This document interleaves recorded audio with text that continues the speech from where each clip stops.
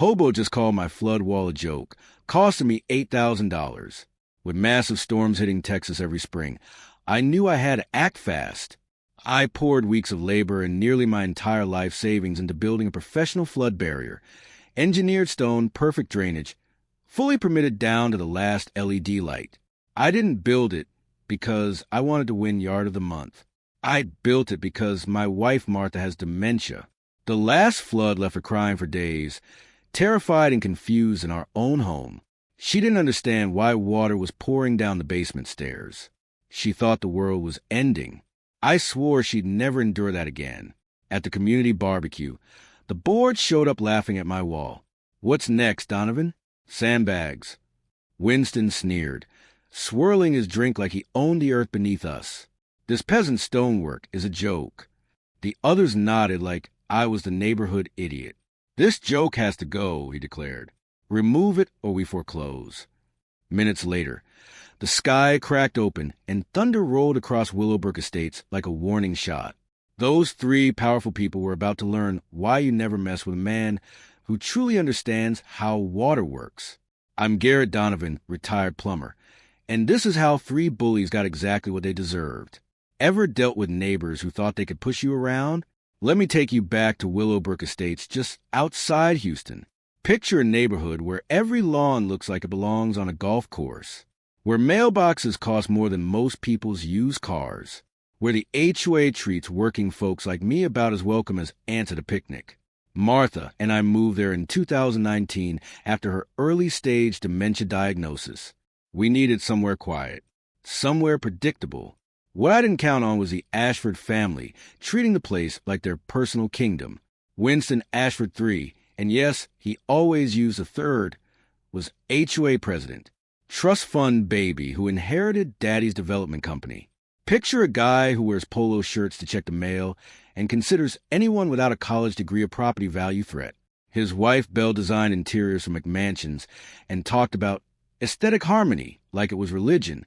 Then there was Dr. Kenneth Silverton, board treasurer, cardiologist, and owner of the biggest creekside lot in the neighborhood. The kind of man who'd correct your grammar while you were having a heart attack. All three lived in the premium creekside homes, the ones that flooded every spring. See, Texas weather doesn't mess around. When those Gulf storms roll in, they dump rain like God emptying a bucket. Our neighborhood sat in what engineers call a natural basin, basically a bowl. Water comes in, water stays. The original developers knew this, which is why they built proper drainage channels directing runoff toward the creek behind the Ashford's properties. But after I moved in, I noticed something strange. During my morning walks, storm drains that should have carried water toward the creek had been redirected. Heavy concrete diverters, professional-grade barriers, all pointing water away from the creekside lots and toward the middle-income section where Martha and I lived. So I pulled out my old Army Corps surveying tools. Yeah, I did more than fix pipes in my day. And I confirmed exactly what I suspected. Someone had illegally modified the neighborhood's entire drainage system. Martha and I learned this the hard way during Hurricane Laura in 2020. Water came pouring through our backyard like a river. Our basement flooded in less than an hour. We lost family photos. Martha's piano, thousands in repairs. Meanwhile, the Ashfords' properties stayed bone dry. That's when I decided to build protection. A real flood barrier. 3 feet of engineered stone with integrated drainage channels that redirected water back toward its natural path. It cost me $8,000 and 3 weeks of backbreaking labor. But when I was done, that wall was beautiful. Natural fieldstone, built-in planters, LED lighting that made it glow at night, like something from a home design magazine. The HOA noticed immediately. First came the passive-aggressive note, resident concern regarding unapproved structure, then the violation letter. Finally, Winston himself showed up at my door with his clipboard and that smirk that made you want to introduce his face to a wrench. "Mr. Donovan," he said, "this fortress violates community standards. It's got to go." "It's flood protection," I replied, "and it's entirely on my property." Belle appeared beside him like she'd been summoned. "It's completely out of character with our neighborhood aesthetic. It looks like trailer park trash." The smell of her expensive perfume couldn't mask the stench of her attitude. "We're giving you 30 days," Winston continued. "Remove it voluntarily or we take legal action." That's when Dr. Silverton chimed in from the street. "What's next, Donovan?" "Sandbags." They all laughed, standing there listening to them mock the protection that would keep my sick wife safe from flooding. Something inside me clicked. Not anger. Something colder. The calculated fury of a man who spent 40 years solving problems that seemed impossible. They wanted a fight. They had no idea who they were dealing with. The next morning, I found Martha in the kitchen staring at the coffee maker like she'd never seen one before. Dementia steals moments like that. Little pieces of the person you love disappearing without warning. I helped her with breakfast, kissed her forehead, and headed to my workshop. If they wanted aesthetics, I'd give them aesthetics. But I'd also give them a lesson in fluid dynamics. I spent the next week rebuilding the wall into something even more beautiful. Curved sections following the slope of my yard, natural stone replacing plain blocks, hidden drainage channels disguised as planter bases. Every modification made the flood protection even stronger. 2 weeks later, the board called an emergency meeting. Winston stood at the front like he was addressing Congress. "We're here to discuss the ongoing situation with Mr. Donovan's construction project." Bell showed photos of my wall like evidence in a murder trial. "This is completely inappropriate for our community character." I stood up. "Actually, it's called fieldstone masonry. Same technique used in million-dollar Tuscan villas." The room went quiet. "And every component meets county building codes.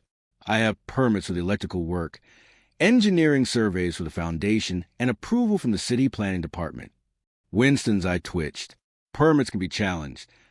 "Funny thing about community standards," I said, pulling out a folder. I did some research into previous HOA approvals. I flipped open the binder. "Your pool deck, Winston, extends 14 feet into the required setback zone. No permit on record." The color drained from his face. "And Bell, that decorative gazebo is listed as temporary. You've had it up 3 years without foundation permits." Dr. Silverton shifted in his seat. "That's completely different. Kenneth, your boat dock sits on protected wetland habitat. EPA violations carry federal penalties." Dead silence. Winston tried to regain control. "You're deflecting." "Which covenant exactly?" I lifted the CC&R binder. "There's nothing prohibiting flood protection structures. Section 7.3 actually encourages reasonable safety measures." Bell's manicured fingers drummed against the table. "The board has discretionary authority to enforce existing rules." I interrupted, "not create new ones retroactively." I let that hang. "Also, I've been documenting every HOA approval for 5 years. The mini twist hit like thunder. I didn't just build a wall. I built a case." Meeting adjourned, but I wasn't done. "When water flow gets artificially redirected," I said, "it has to go somewhere. You can't make water disappear." I gestured to my surveys. "Someone in this neighborhood has been modifying storm drainage to protect certain properties at the expense of others." Dr. Silverton stood too quickly. "That's a serious accusation." "It's a serious crime," I replied calmly. "Up to $50,000 per violation." Neighbors started whispering. Questions were being asked. Seeds were being planted. And 3 days later, the city inspector showed up. That's when I stood up and addressed the room with the calm confidence of someone who had been expecting exactly this moment. "You might want to head home," I said evenly. "Storm's just getting started." Thunder cracked hard enough to rattle the windows of the Willowbrook Estates Community Center. Rain hammered the metal roof like a freight train rolling overhead. People were already pulling out their phones, checking weather alerts, calling family members. The parking lot outside was beginning to disappear beneath a rising sheet of brown runoff. Winston tried to maintain control. "This meeting is not adjourned," he barked, voice straining against a rising panic in the room. But nobody was listening anymore, because the truth was already starting to show itself outside those windows. By the time Martha and I reached home, the rain had become biblical. The kind of Texas storm that dumps months of water in hours. The kind that finds every weakness in engineering Every mistake in judgment, every shortcut taken by someone who thought they were smarter than physics. Water flowed down our street in thick rain-fed streams, pushing leaves, debris, and bits of mulch toward the storm drains that were already backing up under the sheer volume. But when it reached my property line, something beautiful happened. The engineered stone flood barrier did exactly what it was designed to do. The integrated drainage channels accepted the flow without resistance, guiding it smoothly along the natural grade of the yard. Water passed through designated spillways and rejoined the original drainage paths toward the creek. No pressure buildup, no standing pools, no panic, just water doing what water always does when you stop trying to cheat it and start respecting it. Martha stood beside me on the porch, clutching my hand as we watched the storm rage across the neighborhood. "Pretty lights," she said softly, pointing to the LED strips built into the wall's planters, glowing through the rain like runway markers in the dark. "Pretty and strong," I told her. Across the neighborhood, things were not going so well.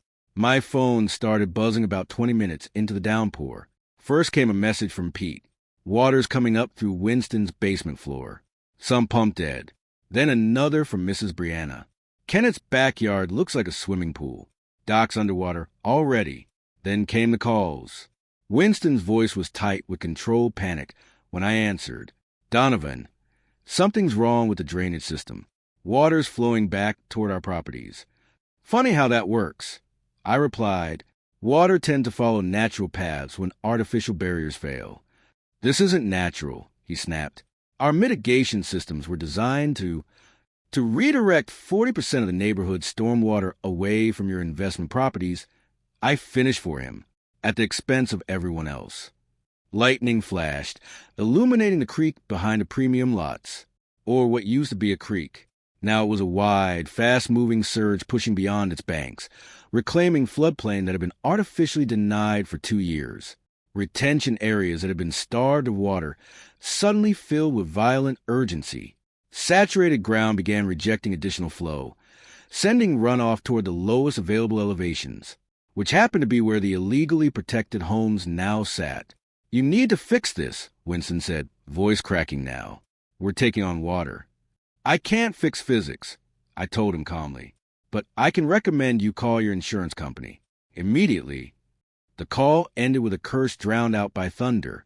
Over the next hour, reports filtered in from across Willowbrook Estates. Flooded garages, overflowing basements, electrical panels shorting out, hardwood floors buckling under rising moisture.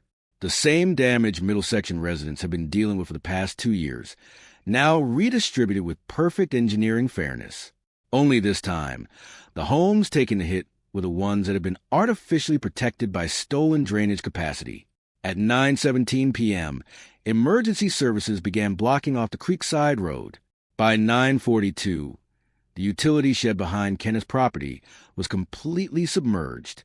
And by 10:05, the pump system that had redirected stormwater for 2 years was offline, its central control unit drowned beneath the very runoff it had been designed to avoid. Monday morning brought sunshine and consequences. City engineering trucks rolled into the neighborhood before most people had finished their first cup of coffee. EPA vehicles followed shortly after. Survey teams began documenting water damage, tracing flow paths, measuring sediment displacement in protected wetland areas. Rodriguez found me in my driveway just after 11 a.m. "Your documentation was accurate," he said, flipping through his clipboard. "Unauthorized drainage modifications on a significant scale. Environmental impact to protected aquatic habitat confirmed. What happens now?" I asked. He glanced toward the Creekside properties, where industrial pumps were already working to remove standing water from luxury basements. Now, they'd pay to put everything back the way it was before they decided to outsmart gravity. The official notices arrived 3 days later. City fines for unauthorized municipal drainage modification, county penalties for floodplain interference, state violations for environmental impact without assessment, and federal EPA charges for wetland watershed alteration without permits. Combined estimated liability, just over $600,000. Full restoration costs not included. Winston resigned from the HOA board the following week. Belle stopped attending neighborhood functions altogether. Dr. Silverton quietly listed his property for sale before the end of the month. Ashford Development's management contract was terminated by unanimous community vote, and the 18 families who had suffered repeated flood damage filed a class action lawsuit that was still working its way through the courts last time I checked. As for my flood wall, it passed every inspection with flying colors. The HOA withdrew their complaint, citing newly discovered engineering considerations. Martha still likes the lights and planters. On good days, she waters the flowers herself, humming tunes from before the diagnosis stole their names from her memory. And when the spring storms roll across Texas now, bringing their thunder and their rain and their inevitable tests of infrastructure and integrity, we sit on the porch together, dry, safe, and finally at peace.